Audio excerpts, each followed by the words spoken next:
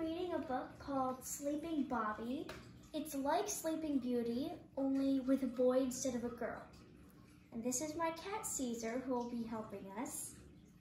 He's extremely adorable. How is the camera? Sleeping Bobby. Let's see.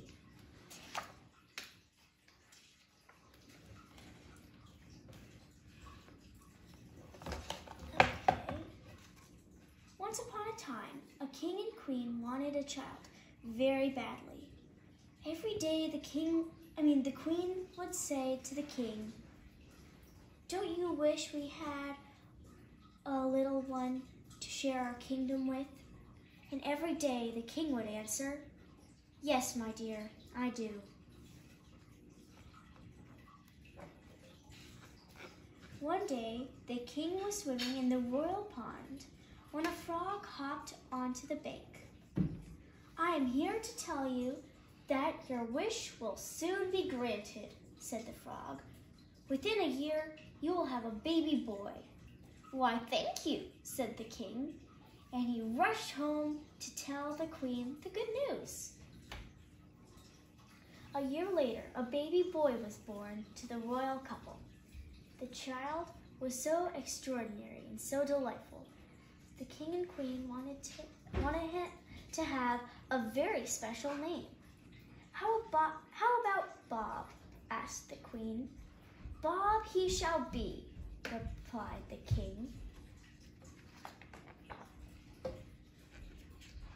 To celebrate the birth of Bob, the king and queen planned a huge feast. They invited almost everyone in the realm, including the kingdom's 12 wise women, of whom they set a table all their own.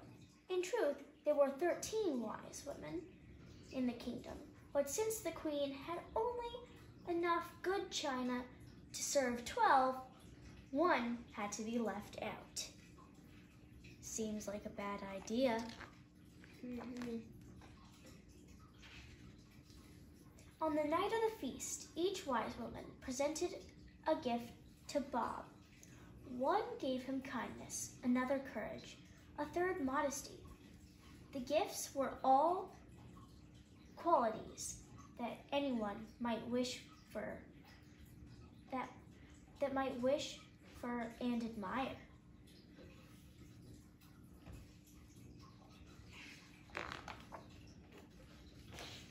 Just as the 12th wise woman was about to bestow her gift, the door of the royal nursery flew open, and the 13th wise woman burst into the room. "How dare you have a feast and not invite me?" she shouted at the king and queen. "There was a problem with the china," said the queen. "Silence!" said the 13th wise woman, who, in her rage, did not seem very wise at all. "Invited or not, I will have a gift for Bob too. On his 18th birthday, he shall prick his finger on a spindle and fall down dead." And with that, she stormed out of the room, slamming the door behind her. The king and queen and their guests were all horrified. But then the 12th wise woman had not yet presented her gift, stepped forward.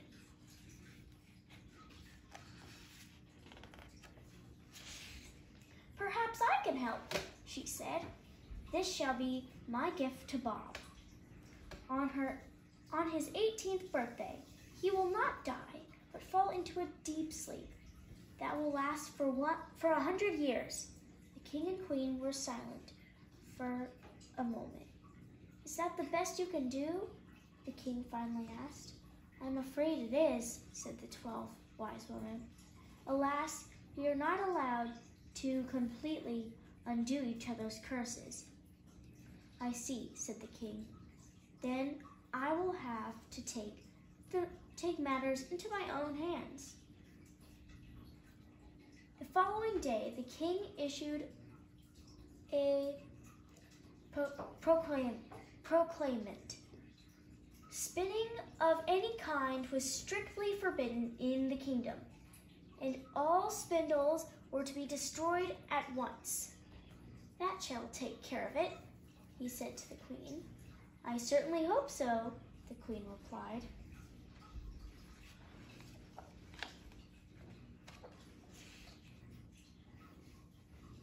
With no spindles anywhere to be found and no spinning allowed, the 13 wise women's curse was soon forgotten. Bob grew up to be kind, clever, modest, and very handsome. By the time he was a young man, he had so many good qualities that everyone who knew him admired him tremendously. For Bob's 18th birthday, the king and queen planned a splendid birthday party. On the morning of the celebration, they rode to town to buy the finest presents and provisions, leaving Bob on his own. Doesn't seem like a good idea. Among the other good qualities, Bob had great curiosity and a taste for adventure. There were many parts of the castle he had never explored. So, while his parents were out, he began wandering through the deserted hallways. Eventually, Bob came upon a mysterious staircase. "How peculiar," he said. "I don't believe I've ever seen this before." He climbed the steep stairs, to a small wooden door. A whirring sound came from the other side. I bet you can guess what's happening now. Bob pushed open the door. Inside, an old woman sat spinning flax at a large wooden wheel. "Hello," said Bob. "What on earth is that?" "It's a spinning wheel," said the old woman. "Would you like to try it?" "Doesn't that look like the old wise woman from the party?" "Yes, please," said Bob, always polite and ready for adventure. Bob sat down beside her. As soon as he touched the wheel's spindle, a splinter pricked his finger. "Ouch," said Bob. "Good night, Bobby," said the old woman.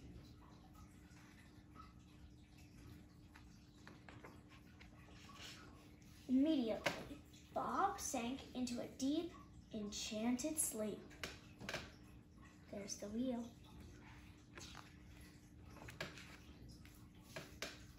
So deep was his sleep that the entire castle fell under its spell.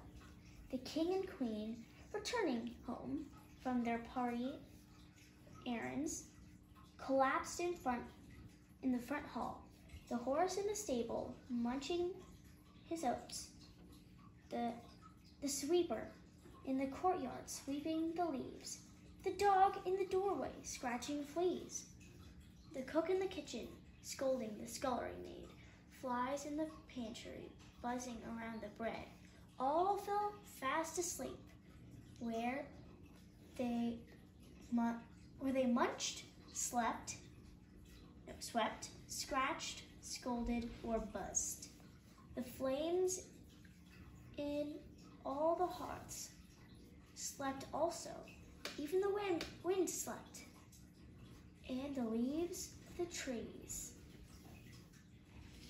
What a powerful spell. As the castle slept and slept, a great hedge of thorns grew up around it. Years passed, and the thorn hedge grew higher and higher until its brambles covered the entire castle, even the tallest towers. Meanwhile, rumors spread that a kind, clever, modest, and very handsome prince lay sleeping somewhere in a castle hidden by a giant thorny hedge. No one knew exactly where. The castle was, or why a handsome prince was sleeping there. They only knew that the prince's name was Bob. As rumors of Bob spread throughout the land, young women from far and wide began to search for him. A few found their way to the hedge. They were stopped by the sharp, prickly thorns. Nearly 100 years passed. Then, one day, a kind, clever, modest, and very lovely princess set out into the world to seek her fortune. In her travels, she often heard people speak of a very handsome prince named Bob, who had been sleeping for 99 years in a thorn-covered castle. She also heard that many young women had searched for Bob, but all had been stopped by the thorny hedge. If this Bob is really all they say, it will take more than some shrubbery to keep me from meeting him, said the princess. Like Bob, the princess had great curiosity and a taste for adventure.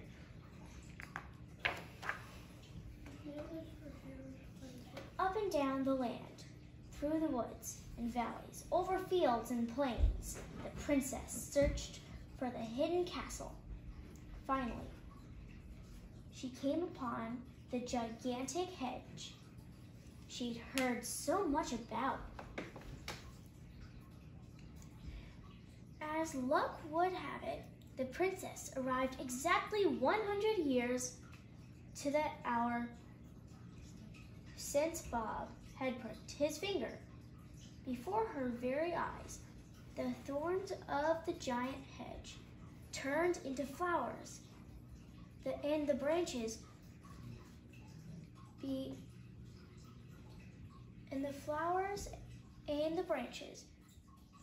beckoned her inside. When the princess got off her horse, the hedge parted to let her enter the castle grounds. Ooh. The princess soon realized that the time had stopped for the mysterious castle. She walked past the horse in the stable, the sweeper in the courtyard, the dog in the doorway.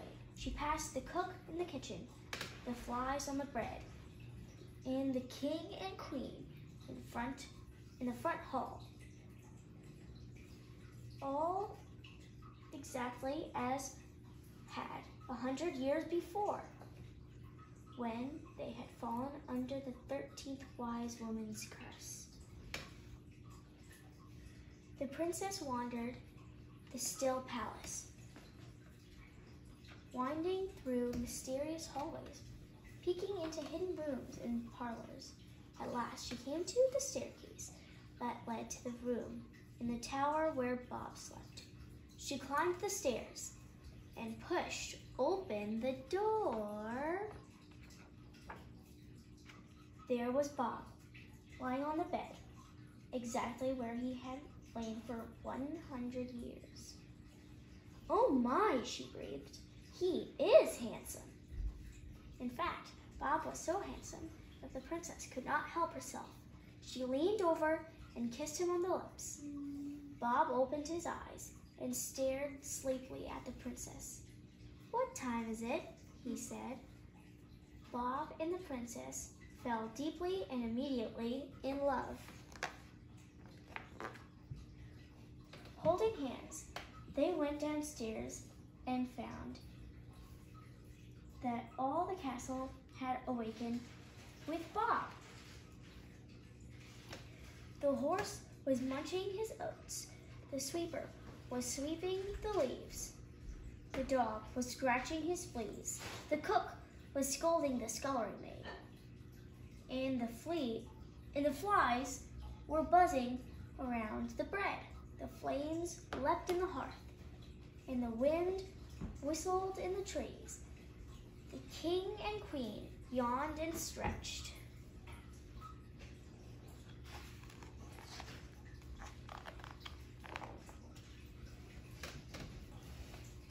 Princess and Bob asked the king and queen if they could be married as soon as possible, and they were. That very afternoon, Bob's birthday party became a wedding celebration, and the king and queen and the princess and Bob and even the dog in the doorway lived happily ever after. Looks like the dog is pretty happy with that meat. And I don't think they'll be able to sleep for a very long time, at least Bob, because he was asleep for a very long time.